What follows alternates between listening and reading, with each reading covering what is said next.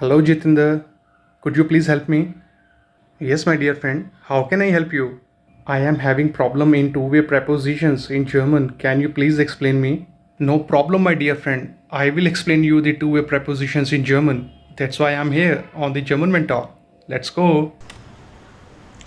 Dear friends, फिर से welcome करता हूँ दी जर्मन मेंटोर पे। मैं हूँ जतिंदर सिंह। आज का टॉपिक है टू वे प्रेपोजिशंस। मैं आपको बताऊँगा। वीडियो पूरा देखिए, कमेंट करके बताइएगा आपको कैसा लगा, लाइक शेयर कीजिएगा और सबसे ज़्यादा ज़रूरी है चैनल को सब्सक्राइब करना, वो अभी कर लीजिए। बेल आइकन प्रेस करके आने वाले वीडियोस मिलेंगे आपको मेरी तरफ से। तो चलिए शुरू करते हैं आज का सेशन। लोस गेट्स टू वे प्रेपोजिशंस, जिसे हम फ्रेंड्स वेक्सल प्रेपोजिशनन भी बोलते हैं। Points to remember. अब कौन कौन से पॉइंट्स होते हैं जो हमें अपने दिमाग में रखने होते हैं जब हम टू वे प्रेपोजिशंस को यूज़ करते हैं। Two way prepositions are local prepositions. Second point है समटाइम्स इट फॉलोज द आकुजाटिव एंड समटाइम्स डाटिव केस। ठीक है, इसलिए हम इन्हें बोलते हैं two way prepositions. It works on the वोहिन एंड वो कॉन्सेप्ट। अब ये क्या चीज़ है मैं आपको आगे जाके बताऊंगा। वोहिन इज आकुजाटिव केस वेयर टू। वोहिन का मतलब होता है where to, movement with destination. It uses the आकुजाटिव आर्टिकल्स। जब एक सेंटेंस के अंदर, एक फ्रेज के अंदर आप कोई मूवमेंट या किसी डेस्टिनेशन की बात करेंगे तो वो होता है हमारा आकुजाटिव केस, वोहिन। और नीचे है वो इज डाटिव केस, वेयर। वो का मतलब होता है where only destination. It uses the dative articles. जब एक सेंटेंस में, एक फ्रेज में कोई मूवमेंट शो नहीं होगी, सिर्फ डेस्टिनेशन होगा, तो वो होता है हमारा वो केस। ठीक है, अब वोहिन और वो को मैं आपको सेंटेंसेस में करके बताऊंगा। तो आई होप कि ये सेशन देखने के बाद आपका कॉन्सेप्ट क्लियर हो जाएगा कि टू वे प्रेपोजिशंस का मतलब क्या होता है। चलिए, first and foremost we need to understand वोहिन एंड वो। अब मैं आपको बताने वाला हूँ, अब इसको आप ध्यान से देखिएगा। राइट साइड पे आपका पूरा कंप्लीट आर्टिकल टेबल है, नॉमिनेटिव, आकुजाटिव और डाटिव। इनके आर्टिकल्स आप बेशक फ्री टाइम में देख लीजिएगा, आपको पता ही होंगे, क्योंकि अगर मैं पढ़ना शुरू करूँगा तो सेशन लंबा हो जाएगा। तो ये जस्ट आपकी रेफरेंस के लिए, क्योंकि जब मैं आप सेंटेंसेस बनाऊंगा वोहिन और वो के साथ, तो मुझे जो है आपको बताना पड़ेगा ये इसकी हेल्प लेके, आर्टिकल टेबल्स की हेल्प लेके। ठीक है, तो ये जस्ट मैंने आपकी रेफरेंस के लिए यहाँ पे लगाया। ठीक है, सबसे पहले हम देखते हैं कि वोहिन और वो होता क्या है, दोनों में फ़र्क क्या है। ठीक है, मान लीजिए यहाँ पे एक क्वेश्चन बना वोहिन में, जिसका मतलब होता है वेयर टू, आकुजाटिव, मूवमेंट एंड डेस्टिनेशन। क्वेश्चन पूछा किसी ने आपसे, मान लीजिए वोहिन केस टू, आपके फ्रेंड ने आपसे पूछा where are you going to. अब आपने अपने फ्रेंड को आंसर किया, इश्क है इन दस house, I am going in the house. ठीक है, आप कहाँ जा रहे हैं, एक घर के अंदर जा रहे हैं, तो उसमें एक मूवमेंट शो हो रहा है। देखिए, मान लीजिए ये आप हैं और मूवमेंट करके आप घर के अंदर चला गए, तो यही होता है वोहिन, जब आपका कोई मूवमेंट करना और एक डेस्टिनेशन। तो इस सेंटेंस में देखिए आपका जो है ये वोहिन कॉन्सेप्ट है। तो जो दास हाउस है, इसका आर्टिकल आपको आकुजाटिव वाला लगाना पड़ेगा। ठीक है, क्योंकि जो कि मैंने ऊपर रेड कलर में मेंशन किया है। ठीक है, अब आप घर के अंदर चला गए हैं। अब हम देखते हैं कि वो कॉन्सेप्ट क्या होता है। मान लीजिए dative, no movement, already in the house. आपका फ्रेंड अब आपको फ़ोन करके पूछ रहा है वो बिज टू, वेयर आर यू। ठीक है, आप आंसर करते हैं इश बिन इन डेम हाउस या इश बिन इम हाउस। ठीक है, तो अब आप मूवमेंट तो कर नहीं रहे हैं, आप घर के अंदर ऑलरेडी हैं। तो देखिए, अब यहाँ पे जो प्रेपोजिशन है वो सेम है। ठीक है, इन, लेकिन अब यहाँ पे जो दास हाउस ऊपर था वो डेम हाउस बन जाएगा, क्योंकि इसमें कोई मूवमेंट नहीं है, सिर्फ डेस्टिनेशन है, आप ऑलरेडी उस जगह पे हैं। ठीक है, तो यही कॉन्सेप्ट होता है आपका वोहिन और वो का। ठीक है, जिसमें मूवमेंट और डेस्टिनेशन होगा वो वोहिन, जिसमें सिर्फ डेस्टिनेशन होगा वो होगा आपका वो। और आर्टिकल टेबल आप ऊपर देखिए कि कैसे चेंज हुआ वो। ठीक है, इसी वजह से, क्योंकि हमें टू वे प्रेपोजिशंस को ऐसे ही यूज़ करना होता है। तो इसमें प्रेपोजिशन इन थी, तो इन दास हाउस वो बन गया इन डेम हाउस आपका डाटिव में। अब आगे बढ़ते हैं। अब मैं आपको बताता हूँ टू वे प्रेपोजिशंस, वेक्सल प्रेपोजिशनन कौन कौन सी होती हैं। पहला है आपका आन। आन का मतलब होता है on, by the side of for vertical surface. दूसरा है आपका आउफ, on the top of for horizontal surface. हिंटर का मतलब होता है बिहाइंड। इन का मतलब होता है इन या इनटू, जो आप देख ही चुके हैं पिछली स्लाइड में। नेबन का मतलब होता है नियर या नेक्स्ट टू या बिसाइड, एक ही मतलब है। यूबर का मतलब होता है अबव या अबाउट।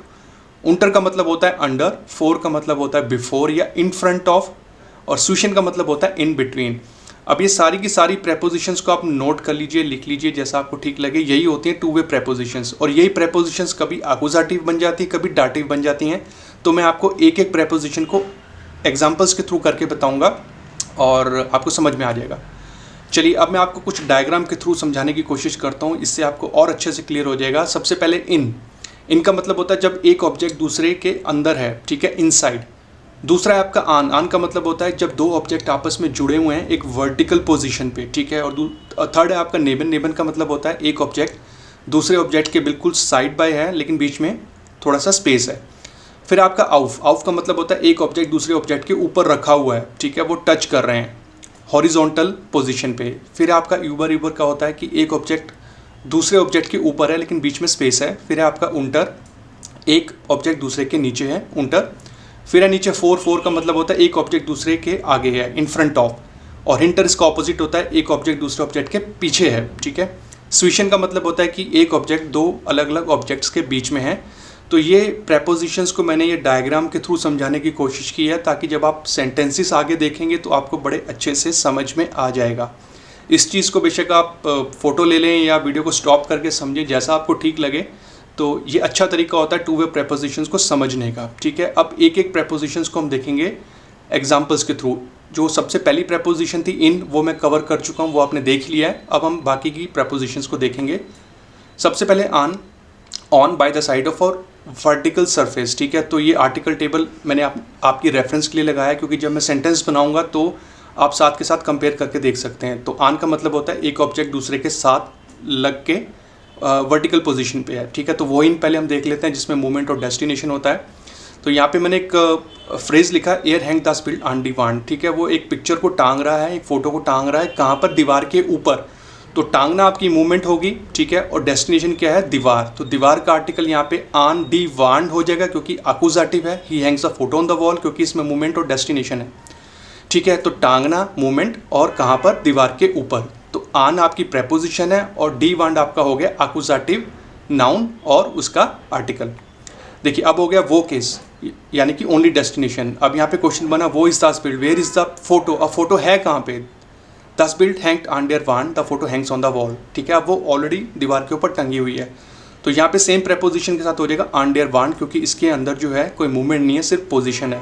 तो देखिए इसमें ऑन जो है कैसे चेंज हुआ, अकुजाटिव में ऑन दी वांड और वो केस में जिसमें कोई मूवमेंट नहीं है ऑन देयर वांड। तो ऊपर आप कंपेयर करके देख सकते हैं आर्टिकल टेबल में, जस्ट आपकी रेफरेंस के लिए मैंने लगाया। और हर प्रेपोजिशन पे ये आर्टिकल टेबल रहेगा हर स्लाइड में, सो दैट कि आपको बड़े अच्छे से समझ में आ जाए। तो ये था आपका ऑन। आगे बढ़ते हैं आउफ। आउफ का मतलब होता है एक ऑब्जेक्ट दूसरे के ऊपर रखा हुआ है, ठीक है। तो वो इन केस देख लेते हैं मूवमेंट और डेस्टिनेशन में। एयर लेक दस बुक ऑफ डेंटिश, he puts a book on the table. वो रख रहा है, फिजिकली रख रहा है, कहाँ रख रहा है? टेबल के ऊपर। तो प्रेपोजिशन आपकी होगी आउफ। और डेंटिश जो आपका है आर्टिकल डेयर होगा, वो डेन में कन्वर्ट होता है क्योंकि अकुजाटिव केस है। तो ये आपका एग्जाम्पल हो गया वो इन केस में, ठीक है। सेम प्रेपोजिशन जिसमें मूवमेंट और डेस्टिनेशन है। वो केस में देखिए ओनली डेस्टिनेशन, वो इज दस बुक, पूछा जा रहा है वेयर इज द बुक, दस बुक लीक्ड ऑफ डेम टिश, the book lies on the table. अब बुक ऑलरेडी उसके ऊपर पड़ी हुई है तो ये कन्वर्ट हो गया ऑफ डेम टिश से ऑफ डेम टिश क्योंकि कोई मूवमेंट नहीं है फ्रेंड्स, ठीक है। इसमें ध्यान रखिए ऊपर वाले सेंटेंस में जो लेगन है आकुजाटिव में, वो एक आकुजाटिव वर्ब है और जो लीगन है नीचे जो कॉन्जुगेट हुई है ये आपकी डाटिव वर्ब है, ठीक है। इसको भी आप एज ए नॉलेज वर्ब को लिख सकते हैं, ठीक है। तो आउफ टेंटिश, आउफ टेम्टिश, ये आपका कवर हो गया आउफ प्रेपोजिशन। आगे बढ़ते अब हम देखते हैं नेबन। एक ऑब्जेक्ट दूसरे के बिल्कुल साथ साथ है, बीच में स्पेस है और आर्टिकल टेबल आपके सामने है। वो इन केस हम देख लेते हैं। इश पार्क का माइन आउट ऑफ नेबन दास के बॉर्डर। पार्क करना मूवमेंट है और कहाँ? बिल्डिंग के बिल्कुल साथ में, बगल में। तो इसमें देखिए नेबन गेबॉइडर जो होता है बिल्डिंग, इसका आर्टिकल दास होता है। ऊपर देखिए अकुजाटिव में दास है। अब जब वो की बात करेंगे, वो इज दाइन आउटो, वेर इज योर कार, माइन आउटो स्टेट नेबन टेम गेबॉइडर। तो ये चेंज हो गया नेबन टेम गेबॉइडर में क्योंकि my car stand next to the building. अब वो खड़ी है ऑलरेडी कार, उसमें कोई मूवमेंट नहीं है, ठीक है। तो ये आपका कवर हो गया नेबन के केस में, वो इन और वो, ठीक है। अब बढ़ते हैं आगे। अब देखते हैं यूबर, जब एक ऑब्जेक्ट दूसरे के ऊपर होता है, ठीक है। आर्टिकल टेबल है, पहला हम देख लेते हैं वो इन केस अकुजाटिव मूवमेंट और डेस्टिनेशन के साथ। एयर हैंग्ड देयर रेगन शिप यूबर डेंटिश। तो इसका मतलब हुआ he hangs umbrella above the table, वो टांग रहा है कहाँ पर? टेबल के ऊपर। तो यूबर आपकी प्रेपोजिशन होगी डेंटिश, ये आपका रहेगा जो डेस्टिनेशन है उसका आर्टिकल अकुजाटिव केस में। अब वो केस में देखिए क्या बना, वो हैंग देयर रेगनशियम वेयर हैंग्स अम्ब्रेला, देयर रेगनशियम हैंग्ड यूबर डेम टिश। तो यूबर डेम टिश से वो कन्वर्ट हो गया यूबर डेम टिश क्योंकि इसके अंदर कोई मूवमेंट नहीं है फ्रेंड्स, ठीक है। The umbrella Hanks above the table. तो ये आपका हो गया यूबर के केस में। अब देखते हैं उंटर, जब एक ऑब्जेक्ट दूसरे के मतलब अंडर होता है, नीचे होता है। वोहिन case, das Auto geht unter die Brücke, गेट मतलब जाना, कहाँ से, ब्रिज के नीचे से, ठीक है।